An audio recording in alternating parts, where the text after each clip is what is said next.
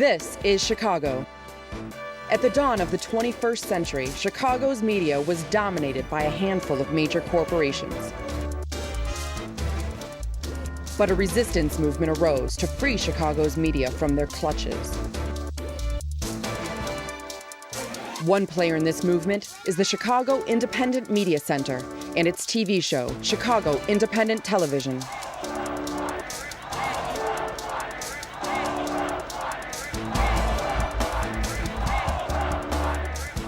The Independent Media Center is a worldwide network of grassroots correspondents committed to using the tools of the media for promoting social and economic justice.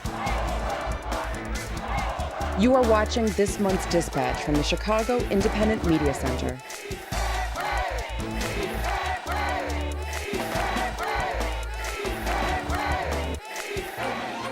Welcome to Chicago Independent Television, a collection of progressive video reports by grassroots workers produced free from corporate or commercial support or influence. I'm your host, Yadira Correa. In this episode, we'll join a Chicago peace protest held in the fall of 2010, and we'll see a music video about the whistleblower website WikiLeaks. We'll also take a behind-the-scenes look at Chicago Independent Television, and we'll learn more about a recent vote at the FCC regarding the future of the internet. Stay with us. Chicago Independent Television is not brought to you by AT&T, the company lobbying hard to destroy network neutrality and public access television. Learn more at SaveTheInternet.com. AT&T, your world degraded.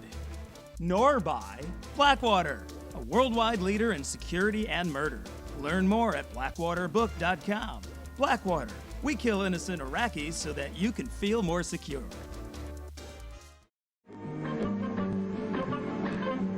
Mr. Bishop, I want to use this picture on the front page of our next issue. Oh, come now, Nancy. We can't print a picture like that. Paper is read by people all over the city. Just think what a picture like that would do to the reputation of our newspaper.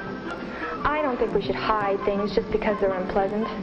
How do we stop things like this if we don't let the people know they're happening?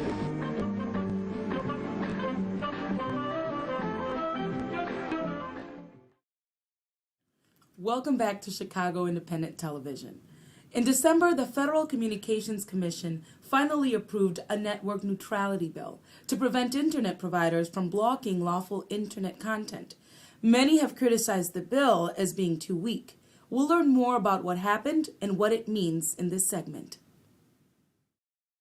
Net neutrality, or network neutrality, has been referred to as the First Amendment of the Internet. It basically refers to the idea that Internet service providers, mostly phone and cable companies, big names like Comcast and AT&T and Verizon, they are forbidden from discriminating against lawful content. That doesn't mean that they couldn't necessarily shape traffic on the internet for purposes of speed, but ultimately they cannot block or interfere with content.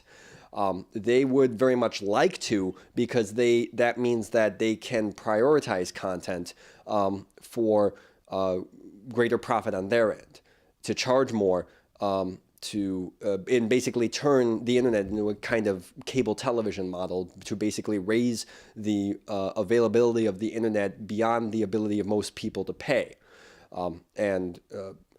Most people can't afford like a $70,000 television ad, but most people, or a lot of people, can afford paying $130 to an internet service provider to set up a website.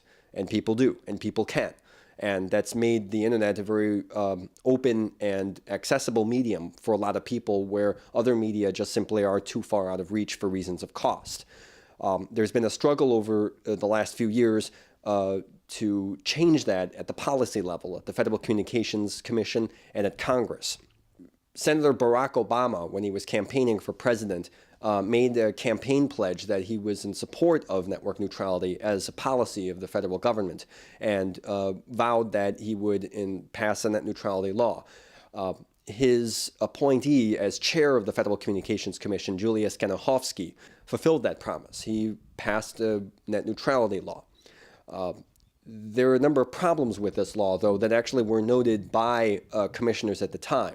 The rule itself is an advance. It is actually a rule that pushes, however, in whatever step to actually enforce into law the principle of non-discrimination of content on the internet. The problem, though, is there are a number of problems with it. One is that the internet is on very shaky ground legally. It's not classified in what's termed into a legal framework that could actually defend itself better when court challenges come regarding the FCC's authority. They could have and should have, in my opinion, placed it into a more secure framework, what's called Title II in legalese, but they didn't. And they may get challenged in court. Another problem is that the FCC did not forbid what's called paid prioritization. It's the explicit banning of paying for received access. Obviously, you have to pay to get on the internet, but once you've met those costs, that's it. You are basically free to do whatever legal things you're allowed to. That may change. And we may see the internet go into a kind of pay TV model or cable model, and really drain a lot of the openness of the internet. A third problem is that wireless, which could well be the future of all kinds of internet access in years to come, is all but totally exempt.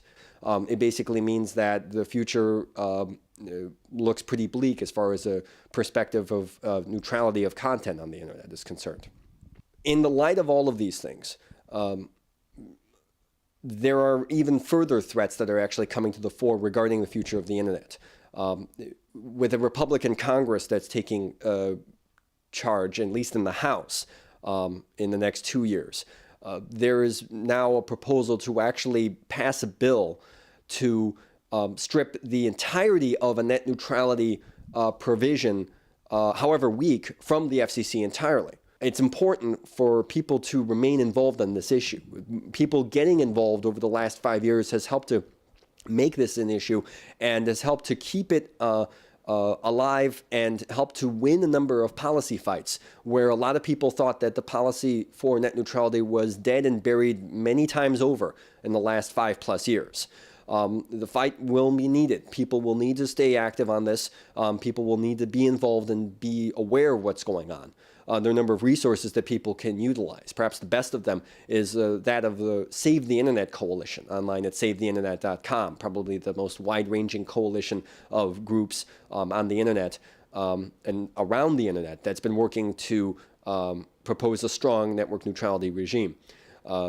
There's the Menton Foundation, which is a nonprofit that has been working very vigorously on media issues and also supporting net neutrality. We encourage people to get involved, stay involved, be informed, and join forces. We've been able to keep this issue alive, and here's hoping we can do so in the years to come.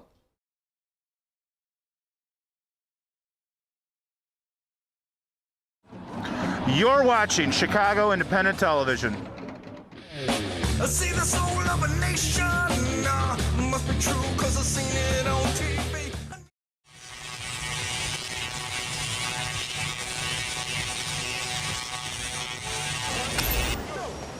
I am a soldier who survived the fear of facing Uncle Sam and saying, "Sir, no sir, I won't fight for lies. Forgive me, wounded soldier, for not being there to ease your pain. I'll try on this end to bring you home now."